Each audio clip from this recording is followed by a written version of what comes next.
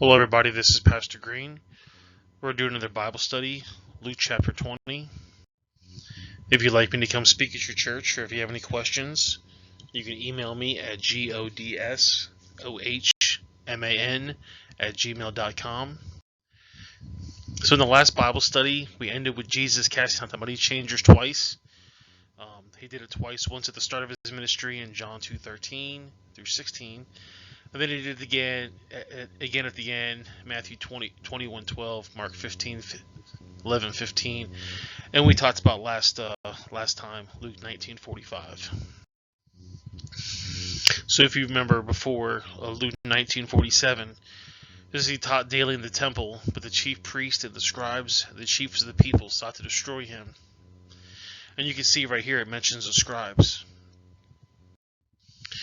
And in Luke 20, verse 1, this is, and it came to pass on one of those days, as he taught the people of the temple and preached the gospel, the chief priests and the scribes came upon him with the elders. There's that word scribes again. So the word scribe basically means to write. We've got many English words: describe, scribble, subscription, inscription, manuscript, prescription, scripture, superscript, scribe, and transcript. It all has that word scribe in it. Basically means to write. And basically the scribes were basically modern day lawyers. The scribes had the knowledge of the law, and they can draft legal documents, contracts for marriage, divorces, loans, inheritance, mortgages, sale of land, and the like. They're basically modern day lawyers. So it says here the scribes of Jesus' day were like the lawyers of our day. Their job was to write laws and to interpret the laws.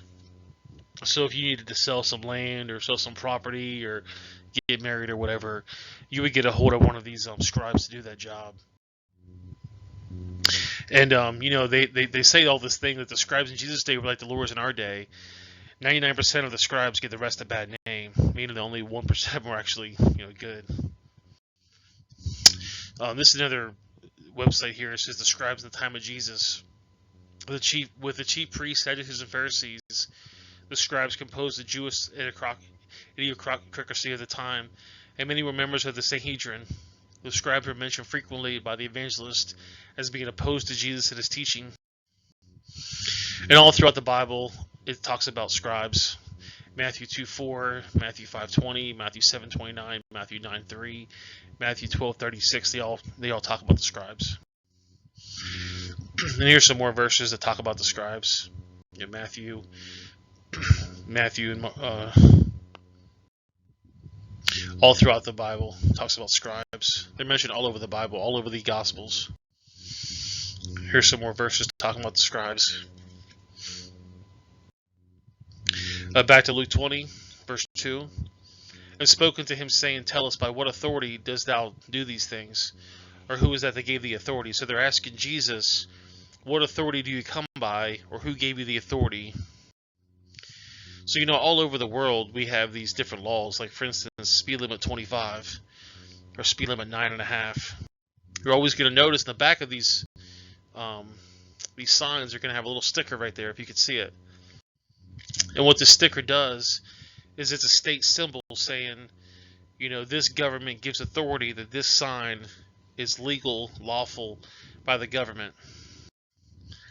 In Hebrews 13, verse 17, it says, Obey them that have the rule over you, and submit yourself, for they watch over your soul, and they must give account what they mayest do with joy and not with grief, that is unprofitable for you.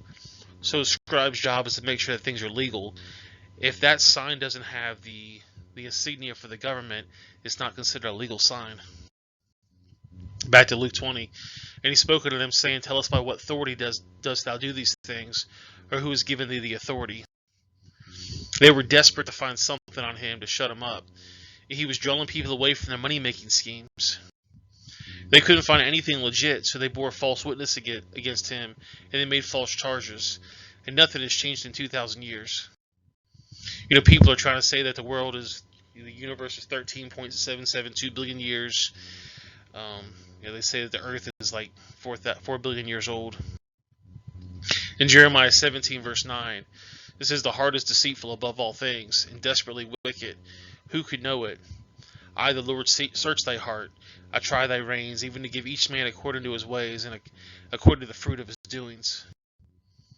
Revelation 21:8 says, But the fearful, the unbelieving, the abominable, the murderers, the whoremongers, the sorcerers, the idolaters, all the liars, people that bear false witness, shall have their part in the lake of fire, which burneth with fire and brimstone, which is the second death. So it's not a good thing to do any of these things and be a liar. Exodus 20 says, that thou shalt not bear false witness against your neighbor. Basically, don't lie. Back to Luke 20.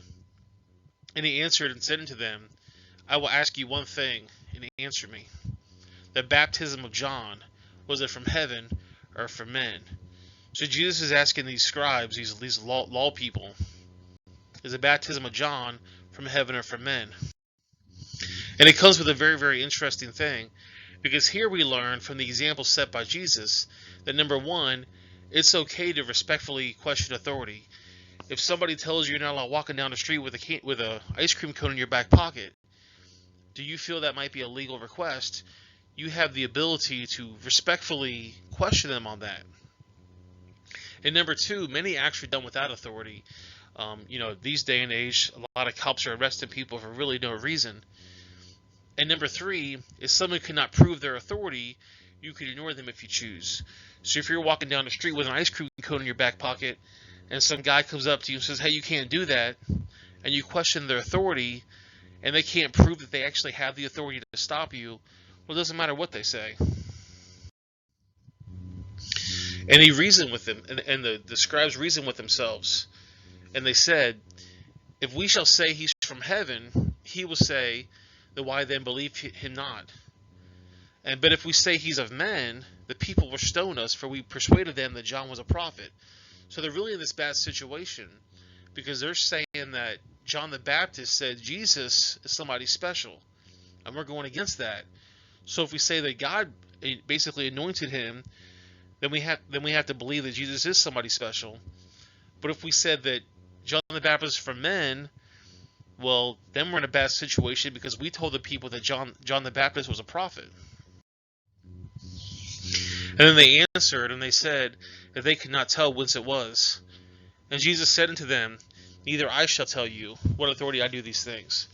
So Jesus is saying, if you can't tell me where John got his authority, then I don't have to tell you where I got my authority. And then began him to speak to the people this parable. A certain man planted a vineyard, and led it forth to husbandmen, and went to a far country for a long time. And as the season, he sent a servant to the husbandmen, that they should give him the fruit of the vineyard. But the husbandmen beat him and sent him away empty. So this rich man, he had a vineyard, and he put people in charge of taking care of it. Well, it was time for the harvest. He sent somebody down there to collect his money, collect his harvest. And the people that he set, to watch over the vineyard, they beat this guy. And then again he sent another servant, and they beat him also, and entreated him shamefully, and sent him away empty. And then again a third, and they wounded him and casted him out. Then the Lord of the vineyard said to himself, what should I do? I will send my beloved son. It may be they reverence him when they see him. But when the husbandmen saw that, they reasoned among themselves, saying, this is the heir come, let us kill him, and the inheritance may be ours. So the rich guy sent many servants out to this place, and they kept getting beat and sent away without any money. So the rich guy says, I got an idea. I'll send my son. They'll say, well, my son is somebody important. They'll listen to him. But instead they said, if we kill the son, then we get to have the inheritance. And that's what they did. And so they cast him out of the vineyard and killed him. What therefore shall the Lord of the vineyard do unto them? He shall come and destroy these husbandmen, and shall give the vineyard to others. And when they heard this, they said, God forbid. So these scribes are thinking, man, this guy says he's a son of God, and if he really is a son of God and we go against him, we're going to get the wrath of God. And it basically scared him. And he beheld them and said, what is this that is written? Thy stone which the builders rejected is the same as become the head of the corner. Whosoever shall fall upon that stone shall be broken, but whomsoever it shall fall will grind into powder. And that's a reference to Psalms 118, verse 22. It says, the stone which the builders refused has become the headstone of the corner. This is the Lord's doing. It is marvelous in our eyes. This is the day which the Lord has made. We will rejoice and be glad in it. And then the chief priest said to the scribes the same hour, he sought to lay hands on him. And they feared the people, for they perceived that he had spoken this parable against them. And he watched him, and he sent forth spies that should feign themselves just men, that they might take hold of his words, so they might deliver him to the power and authority of the governor. So these scribes said, we can't do anything, so we're going to send spies out there, and they're going to watch this Jesus guy, and when they're going to catch him and doing something bad, and then we can go to the authorities and get Jesus in trouble. And they asked him, saying, Master, we knoweth thou sayest and teachest rightly, neither accepteth thou the person of any, but teachest in the way of God truly. So is it lawful for us to give a tribute to Caesar or no? They're trying to catch him again. They're asking about tithing. But he perceived their craftiness, and he said unto them, Why tempt ye me? Show me thy penny, whose image and subscription has on it. And they answered and said, Caesar's. And he said unto them, Render therefore unto Caesar the things that are Caesar's, and unto God the things which be God's. And they could not take hold of his words before the people, and they marveled at his answer and held their peace. So again, they tried to catch him. They said, who should we pay? Should we pay tribute to Caesar? Because it was basically an unlawful thing to not give to the church, but it was also unlawful not to give to Caesar. And Jesus pretty much said, give Caesar's what's Caesar's and give God what's God. And then he came to him certain of the Sadducees that deny that there's a resurrection. And they asked him, saying, Master, Moses wrote to us, if any man brothers die, having a wife, and he dies without children, that his brother should take up his wife and raise him up to seed unto his brother. And the reference in Deuteronomy 25, verse 5 and 6, it says, Brethren dwell together, and one of them died, and have no children, and the wife of the dead shall not marry without a stranger. And her husband's brother shall go unto her, and take her to be wife, and perform the duty of a husband's brother unto her. And it shall be that the firstborn which she beareth shall succeed the name of his brother which is dead, and his name be put upon Israel. So if you have a guy that's married to a woman, and the guy dies without a child, the guy's brother can marry the woman, and if they have a child, they can have 20 children, it doesn't matter. Their first child is considered the brother's son, or brother's child. And that way that person can carry on the brother's name, and then the other brother can have the rest of the kids, but the first one always goes to the dead brother. And we can see this in Genesis 38. And Judah took a wife of the firstborn, whose name was Tamar. And Judah's firstborn, was wicked in the sight of the Lord, and the Lord slew him. And Judah said unto Onan, Go unto thy brother's wife, and marry her, and raise up a seed unto thy brother. And Onan knew that his seed should not be his. And it came to pass, when he went to his brother's wife, they spit it on the ground, lest he should give seed to his brother. And this thing did displease the Lord, therefore he slew him also. So back to Luke 20, verse 29. Then there therefore was 7 brethren, and the first took a wife, and died without children. And the second took her to wife, and died childless. And then the third took her into the manner of the 7 also, and they left no children, and died. Last the woman also died. Therefore in the resurrection whose wife of them is she? For the 7 had her wife. So 7 of these brothers in turn all went to be with this woman, and none of them had a child with her. So they're asking, when they go to heaven, which one of these 7 brothers is this woman going to be married to? And Jesus answered unto them, saying, The children of the world may marry, and give it in marriage. But they that shall be accounted worthy to attain the world, and the resurrection from the dead, neither marry nor give in the marriage. So if you get to go to heaven, there's no such thing as marriage in heaven. So if you look at Romans 3:22, 3:25, 3:26, Romans 4:3, it talks about different righteousness. And then, Romans 4:5, 4:6, 4:9, 4:11, more righteousness. So it keeps talking about, righteousness, righteousness, righteousness all throughout the Bible. There's some more right here. Romans 9:30, 9:31, 10:3. Romans 10:4, 10:5, 10:6, 10:10. It keeps talking about righteousness. It's talking about basically being righteous for the law. Luke 20:36. Neither can they die anymore, for they are equal to the angels and are the children of God, being the children of the resurrection. Now that the dead are raised, even Moses showed at the bush when he called the Lord God of Abraham, the God of Isaac, and the God of Jacob. So basically, what happens, as you can see, that there was creation, and Adam obviously lived. And then there was Noah, then Abraham, Moses, David, Daniel, up to Jesus. And now we're in the time of the Gentiles, the church age, basically. And now we have, obviously, today. And so all throughout the Bible, it's talking about these different people that were righteous all throughout the Bible. And then today, it's been, basically 6,000 years of human history. And the people before Jesus, they all basically got a credit. And after Jesus died, he coated their sins. He basically was the last sacrifice. And because if you believe in him, you get to go to heaven. For he is not God of the dead, but God of the living, and to live all to him. Then certain of the scribes answered, saying, Master, thou hast well said. And after they durst not ask him questions at all. So they were kind of scared to ask him questions after this point. And he said unto them, How they say that Christ is David's son? And David himself said to the book of Psalms, The Lord said unto my Lord, Thou sit at my right hand. He's referring to Psalms 110, verse 1. The Lord said to my Lord, Sit thou at the right hand until I make thy enemies thy footstool.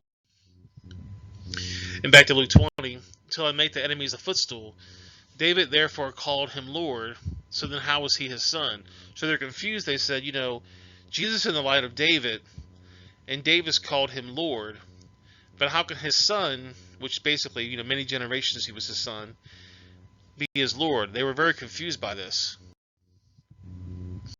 Then in the audience of all the people, he said unto his disciples, Beware of the scribes, which desire to walk in long robes, and love greetings in the markets, and the highest seats at the synagogues, and the chief room at the feast. These people think that they're big stuff. They're always trying to be at the best places, which devour widows' houses, and for a shoe make longer prayers. The same shall receive the greater damnation. So they're basically saying these scribes, you got to watch out for them, because they act like they're holy, they act like they're good guys, but they're doing really deceitful things in the background. And there's different levels of punishment in hell and levels of rewards in heaven. Here's just some examples. Matthew 10:15, 11:22, 11:24, Mark 6:11, Luke 10:12, Luke 10:14. It talks about places that are more tolerable than hell. So basically, there's places in hell that are more tolerable, and there's places in hell that are less tolerable. There's different levels. I mean, I guess depending on how bad of a sinner you was, you either get a bad life or a really bad life, I guess.